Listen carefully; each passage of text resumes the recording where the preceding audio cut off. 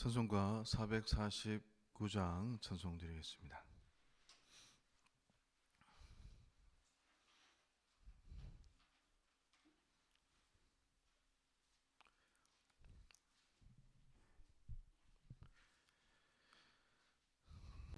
찬송가 449장입니다. 예수 따라가며 복음 순종하면 우리 행할 길 하나겠네.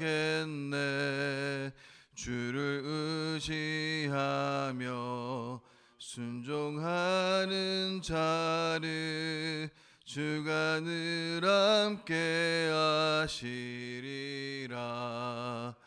의지하고 순종하는 길은 예수 안에 즐겁고 복된 길이로다.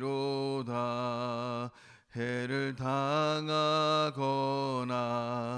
우리 고생할 때 주가 위로해 주시겠네. 주를 의지하며 순종하는 자를 주가 안위해 주시리라. 의지하고 순종하는 길은 예수 안에 즐겁고 복된 길이로다. 남의 짐을 지고 슬픔 위로하면 주가 상급을 주시겠네. 주를 의지하며 순종하는 자를 항상 복 내려 주시리라. 의지하고 순종하는 길은 예수 안에 즐겁고 복된 길이로다. 우리 받은 것을 주께 다 드리면 우리 기쁨이 넘치겠네. 주를 의지하며 순종하는 자를 은혜 풍성케 하시리라. 의지하고 순종하는 길은 예수 안에 즐겁고 복된 길이로다. 주를 힘입어서 말씀 잘 배우고 주를 모시고 살아가세. 주를 의지하며 항상 순종하면 주가 사랑해 주시리라. 의지하고 순종하는 길은 예수 안에 즐겁고 복된 길이로다. 아멘. 사도신경으로 제는 고백 드리겠습니다. 나는 전능하신 아버지 하나님 천지의 창조주를 믿습니다. 나는 그의 유일하신 아들 우리 주 예수 그리스도를 믿습니다. 그는 성령으로 잉태되어 동정녀 마리아에게서 나시고 본디오 빌라도에게 고난을 받아 십자가에 못 박혀 죽으시고 장사된 지 사흘 만에 죽은 자 가운데서 다시 살아나셨으며 하늘에 오르시어 전능하신 아버지 하나님 우편에 앉아 계시다가 거기로부터 살아있는 자와 죽은 자를 심판으로 오십니다.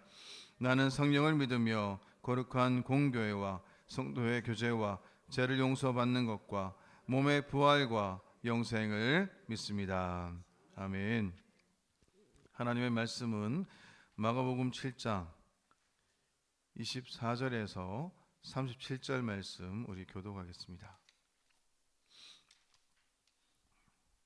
마가복음 7장 24절에서 37절 말씀입니다.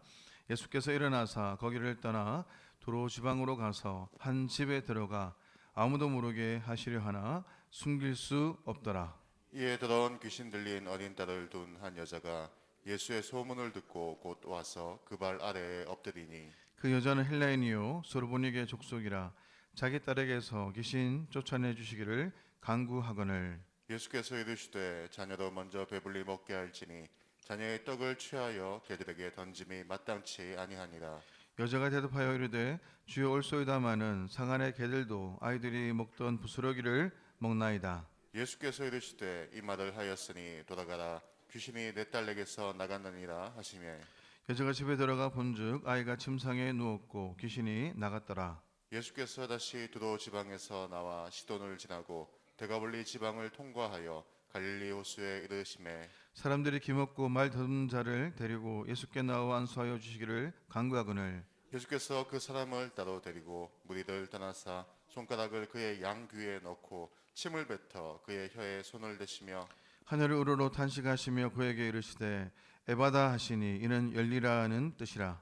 그의 귀가 열리고 혀가 맺힌 것이 곧 풀려 말이 분명하여 졌더라. 예수께서 그들에게 경고하사 아무에게도 이르지 말라 하시되 경고하실수록 그들이 더욱 널리 전파하니 사람들이 심히 놀라 이르되 그가 모든 것을 잘하였도다. 못 듣는 사람도 듣게 하고 말 못하는 사람도 말하게 한다 하니라. 아멘. 우리 오늘 본문을 우리가 나누기 전에 우리가 앞에서 우리 나누었던 우리 1절부터 23절까지의 말씀들을 우리가 살펴볼 필요가 있습니다. 앞에 있는 본문들은 유대인들의 그 정결 논쟁에 대해서 우리에게 말씀해 주고 있는데요. 유대인들의 그 모든 사고와 의식은 정결 문제와 연관되어 있다고 해도 과언이 아닐 정도로 이 정결법은 그들의 그 삶 속에서 가장 중요한 부분을 차지하고 있습니다. 원래 이 정결법은 유대인들이 혼탁한 이 세상 속에서 자신을 보호하고 또 하나님의 선택된 백성으로서의 그 정체성을 지키기 위해서 이 정결법을 만들었던 것이죠. 그런데 오늘 모든 문제가 그러하듯이 이 정결법 역시도 시간이 흘러가면서 점점 이 본질이 흐려지게 되었고 또 이것은 다른 사람들을 정죄하고 또 판단하는 그러한 잣대가 되었던 것입니다. 그리고 이 정결법 논쟁의 뒤를 이어서 어떤 내용들이 나타납니까? 수로보니게 여인에 관한 이야기가 등장하죠. 이 겉으로는 아무런 연관성이 없는 듯 보이는 이 정결법과 수로보니게 이 여인의 이야기가 나란히 배치된 것은 여러분들 잘 알듯이 마가복음에서 잘 볼 수 있는 그러한 이 구성인 것입니다. 24절 말씀 보니까 예수께서 일어나사 거기를 떠나 두로 지방으로 가서 한 집에 들어가 아무도 모르게 하시려 하나 숨길 수 없더라 이렇게 말씀합니다. 예수님은 이 게네사렛을 떠나서 이 두로 지방으로 이렇게 가시는데요. 이 두로 지방은 오늘날 시리아 지역입니다. 그만큼 이 지역이 너무나 잘 사는 부유한 그런 지역이었는데요. 오늘 본문에서도 보면 아무도 모르게 하시려라는 구절에서 알 수 있듯이 예수님은 가능하면 그분의 그 존재와 사역이 눈에 띄는 것을 원치 않으셨습니다. 그럼에도 불구하고 예수님의 이야기는 항상 어떻게 해요? 사람들에 의해서 알려지게 되죠. 복음의 생명을 전하는 일들은 이처럼 이 특별한 전략을 우리가 쓰지 않아도 절로 이렇게 향기가 나면서 세상에 알려지게 된다는 것입니다.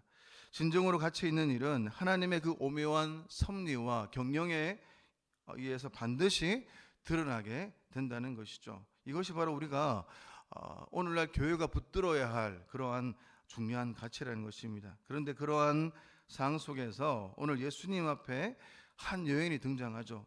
25절에 있는 말씀 보니까 이에 더러운 귀신 들린 어린 딸을 둔 한 여자가 예수의 소문을 듣고 곧 와서 그 발 아래에 엎드리니라고 말씀합니다. 그녀는 더러운 귀신 들린 어린 딸을 둔 그러한 여자였습니다. 여기서 우리가 귀신 들렸다는 것은 단순히 그러한 사실을 넘어서 그 당시에 아무런 시대적인 그 배경을 우리에게 암시해 줍니다. 성경에서 열거하는 음란, 도둑질, 살인, 간음 등은 전부 우리를 더럽게 하는 그런 죄악인데요. 그 더러운 것이 우리가 앞에 본문에서 어디에서 비롯된다고 말하고 있습니까? 사람의 마음에서 나오는 것이라고 또 말씀하고 있고, 이것이 바로 우리를 죄 가운데 인도하고 있다라고 성경은 기록하고 있습니다. 예수님이 지금 더러운 것의 근본에 대해 말씀하시는 그 유대인의 정결 논쟁 뒤에 오늘 수로보니에게 여인을 둔 것은, 오늘 수로보니에게 여인을 이것을 통해서 무엇을 말씀해 주고 있습니까? 정결이 어떤 것인가, 유대인들이 생각하고 있는 정결이 어떤 것인가를 우리에게 말해주고 있는 것이죠.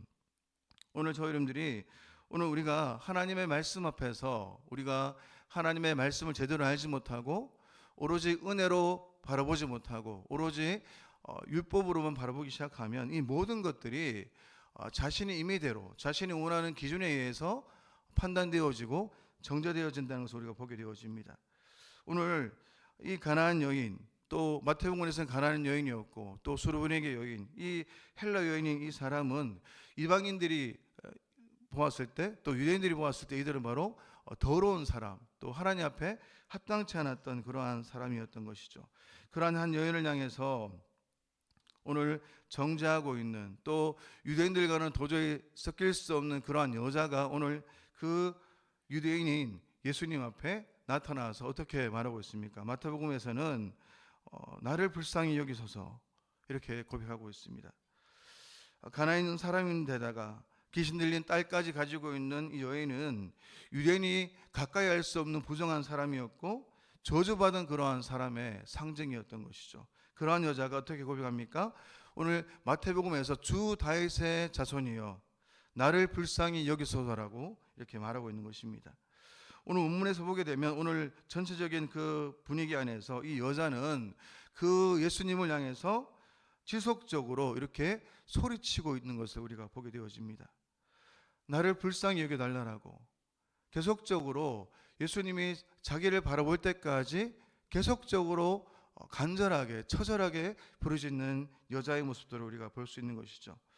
여러분들 잘 아시겠지만 예수 그리스도를 다윗의 자손으로 고백한다는 것은 예수님을 정확히 그 하나님의 아들로 인식했다는 것을 우리에게 말해주고 있는 것입니다. 다시 말해서 그녀는 어떤 마음이겠습니까? 이분이라면 내 인생의 가장 절박한 문제, 이 딸의 문제를 틀림없이 해결해 줄 것이다. 주님이 단단히 붙들어 주지 않으시면, 주님이 나를 불쌍히 여겨주지 않으시면, 주님께서 나를 붙잡아 주시지 않으시면 한순간도 살 수가 없는 그러한 상태, 주께서 이 문제를 반드시 해결해 주셔야 내 인생의 모든 문제를 해결할 수 있다라고 고백하는 그 여자의 그 심정을 우리가 볼 수 있는 것이죠. 그래서 오늘 그러한 상 속에서 같은 본문인 마태복음 15장 23절에 보면 그러한 여자의 그 부르짖음에 대해서 주님이 어떻게 반응하십니까? 예수는 한 말씀도 대답하지 아니하시니, 그렇게 처절하게 부르짖는 그 여인의 그 부르짖음에 그 주님은 철저히 침묵하는 것을 우리가 볼 수 있습니다. 침묵하시고 뒤에는 어떻게 표현하고 있습니까? 철저히 그 여자를 모욕하는 것처럼 보여집니다. 27절 말씀 보니까 어떻게 말씀하고 있습니까? 우리 27절 말씀 우리 같이 한번 읽어보겠습니다. 예수께서 이르시되 자녀로 먼저 배불리 먹게 할지니 자녀의 떡을 취하여 개들에게 던짐이 마땅치 아니하니라 라고 말씀합니다. 오늘 주님의 그 말씀은 이 거절을 넘어서 모욕으로 느낄 정도로 그렇게 보여주죠. 예수님은 그 여인을 좌절시키기로 작정하신 것처럼 어떻게 말씀하고 있습니까? 자녀의 떡을 취하여 개들에게 던짐이 마땅치 아니하다라고 말하고 있는 것이죠. 이 말씀에서 자녀는 누굽니까? 이스라엘을 말하고 있고, 이 개는 이방인, 이 여자를 말하고 있는 것이죠. 주님은 지금 이 여인에게 뭐라고 말씀하고 있는 것입니까? 너는 개다, 너는 지저분하고 불결한 이방 죄인이다라고 이렇게 말하고 있는 것입니다. 오늘 주께서 겉보기에 우리에게 너무나 침묵하시고 이렇게 겉보기에 우리를 거절하시고 또 우리에게 모욕을 주시는 그러한 상황이라 할지라도 오늘 이 여자의 그 신앙적 태도가 어떠합니까? 그럼에도 불구하고 주를 향해서 계속적으로 부르짖고 주 앞에 자신을 불쌍히 여겨달라고 그렇게 부르짖는 모습들을 보게 되어집니다. 오늘 여인의 그 마지막 송구소가 뭡니까? 주여 올소이다마는 개들도 제 주인의 상에서 떨어지는 부스러기를 먹나이다라고 고백합니다. 오늘 이러한 재치는 자신을 철저히 낮추지 않으면 나을 수 없는 그러한 태도라는 것을 우리는 잘 알 수 있습니다. 여인은 지금 주님의 식탁에서 떨어지는 그 은혜의 한 조각이라도 그렇게 절실히 붙드는 그러한 신앙적 태도를 우리가 볼 수 있는 것이죠. 저 여러분들 오늘 그러한 믿음의 태도를 가지고 나갔을 때 오늘 주께서 마태복음에서 어떻게 표현하고 있습니까? 오늘 본문에는 없지만 이렇게 그 여자를 향해서 이렇게 말하고 있습니다. 여자여 내 믿음이 크도다. 그리고 내 소원대로 되리라라고 말씀하고 있습니다. 주님의 거절 속에서 또 주님이 주시는 그 모욕을 당하면서 그녀가 깨닫는 것이 무엇이겠습니까? 계속적으로 주만이 처음에는 딸의 문제를 들고 왔지만 마태복음에서 보게 되면 주여 저를 도우소서라고 말하고 있습니다. 오늘 우리가 문제를 들고 하나님 앞에 나아가지만 이 모든 문제를 들고 하나님 앞에 절실히 하나님을 찾을 때 하나님 앞에서 자신의 상태가 어떤 상태인가를 철저하게 깨달아지는 것이죠. 나 같은 사람도 이러한 나를 여전히 기다리시고 여전히 사랑하신 그 하나님의 그 사랑 앞에서 또 하나님의 그 자비 앞에서 하나님의 크신 그 은혜 앞에서 자신이 발견되어지고 있는 것입니다.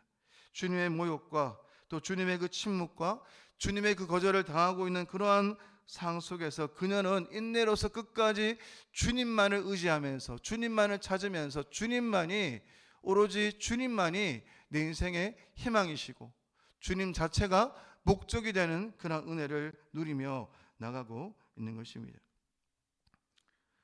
오늘 이 사건을 통해서 우리에게 말씀하는 바가 무엇입니까? 오늘 우리가 살아가면서 하나님의 은혜를 힘입어 살아가는 것, 또 하나님의 능력을 힘입어 살아가는 것, 그 하나님의 은혜를 기억하고 살아가는 것이 바로 성도들의 그 태도라는 것을 우리에게 말해주고 있습니다. 오늘 이 사건은 예루살렘에서 온 서기관과 바리새인들이 아니라 시돈 땅의 한 이방 여인 또 대가벌리에 있는 수많은 그 이방 사람들을 향해서 하나님 앞에 은혜를 구하는 사람, 또 하나님 앞에 흑암 가운데 있었지만 그렇게 하나님만을 의지하며 나오는 그러한 그 영혼들이 바로 잃어버린 양이요 하나님의 자녀임을 우리에게 말해주고 있는 것입니다. 모든 사람들이 다 은혜를 누릴 수 없지만 가난한 심령으로 그 하나님을 의지하며 하나님만을 찾는 그 영혼이 바로 하나님의 자녀됨의 권세를 누린다는 것을 우리에게 말씀하고 있는 것이죠. 저희 이러한 은혜를 기억하시면서 우리가 정말로 붙잡고 살아야 될 것이 무엇이겠습니까? 오늘 말씀이 전체적으로 말씀하는 바가 무엇입니까? 무리들처럼 그렇게 우리가 추구하는 기적적인 신앙만이 아니라 오늘 수레보연에게 여인처럼 또 부스러기의 은혜를 구하는 그러한 순종의 신앙으로 우리가 다시 회복되기를 주께서 원하시고 있습니다.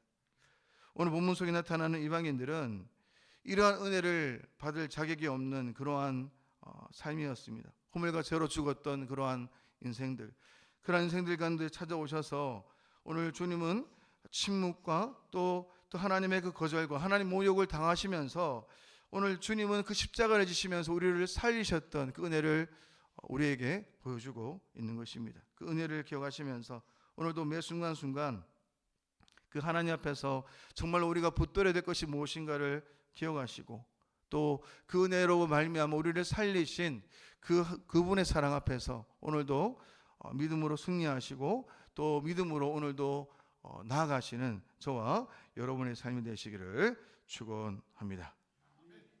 기도하겠습니다. 살아계신 하나님 아버지, 우리를 사랑하시고 우리의 필요를 유면치 아니하시는 그 주님, 또 우리에게 또 필요한 말씀을 주시니 너무나 감사합니다. 오랜 시간 동안 우리가 말씀을 듣지 못하고 또 주님과의 소통을 언어로 이해하지 못했던 우리를 불쌍히 여겨주셔서 오늘도 그 부스러기라도 잡을 수 있는 은혜를 주셔서 너무나 감사합니다. 그 은혜를 힘입어서 그 사랑을 기억함으로 오늘도 주님의 마음을 품고 인격적으로 자라가는 저희들의 모든 그 삶이 될 수 있도록 은혜를 내려 주옵소서. 오늘 이방 여인처럼 부스러기만이로도 충분하다고 여길 만큼 그 은혜를 간절히 사모하며 살아가는 저희들 될 수 있도록 은혜를 내려 주옵소서. 걸어가신 예수님의 이름으로 기도드립니다. 아멘. 하늘에 계신 우리 아버지, 아버지의 이름을 거룩하게 하시며 아버지의 나라가 오게 하시며 아버지의 뜻이 하늘에서와 같이 땅에서도 이루어지게 하소서. 오늘 우리에게 영양식을 주시고 우리가 우리에게 잘못한 사람을 용서하여 준 것 같이 우리 죄를 용서하여 주시고 우리를 시험에 빠지지 않게 하시고 악에서 구하소서. 나라와 권능과 영광이 영원히 아버지의 것입니다. 아멘. 오늘 나라와 한국교회를 위해서 대구 송시아를 위해서 이 시간 기도 드리겠습니다. 대통령과 이정자들을 위해서 모든 영역에 주님의 통치가 있도록 정치가 안정되고 경제가 성장하는 나라가 되도록 북한 독재체제 정권이 무너지고 북한 교회들이 회복될 수 있도록 한국교회 제2의 부흥운동이 일어날 수 있도록 모교 전도팀들이 준비하고 있는데 이 전도를 통해서 죽어져가는 영혼들이 구원을 얻을 수 있도록 이 시간 또 기도하시고 오늘 말씀을 들은 대로 주님의 침묵과 주님의 거절과 주님의 모욕을 당하는 그러한 상의를 할지라도 주만을 의지하면서 주 앞에 나가는 것을 잊지 않는 그러한 태도를 기억하면서 믿음으로 나갈 수 있도록 은혜를 달라 기도하시고 오늘도 이 여인의 고백처럼 부스러기만이라도 베풀어 주시는 은혜를 기억하시면서 오늘도 하나님의 은혜를 힘입어 또 하나님의 그 사랑을 힘입어 이 땅을 살아가는 저희들의 모든 삶이 될 수 있도록 믿음의 삶으로 또 하나님만을 기쁘시게 하는 삶이 될 수 있도록 은혜를 부어달라고 이 시간 참 우리가 주여 일청하면서 같이 한번 이 시간 기도 드리겠습니다. 기도하겠습니다. 주여